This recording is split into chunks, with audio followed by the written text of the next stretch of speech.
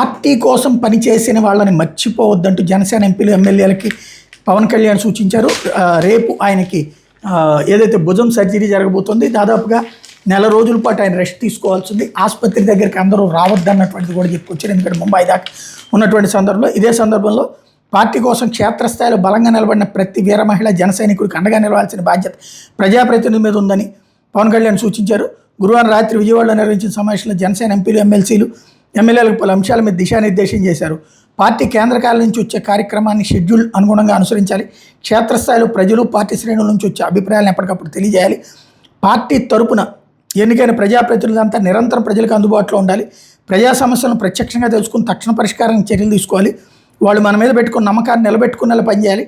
క్షేత్రస్థాయిలో ప్రజలతో, జనసేన శ్రేణులతో మమేకం కావాలని పవన్ కళ్యాణ్ దిశానిర్దేశం చేశారు.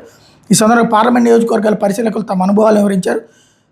ఇందులో నాదెళ్ల మనోహర్, కందులు దుర్గేష్, బాలశౌరి, ఉదయ్ శ్రీనివాస్, లింగంనేని రమేష్, ఎమ్మెల్యేలు, ఎమ్మెల్సీలు అందరితో కలిసి రివ్యూ చేశారు.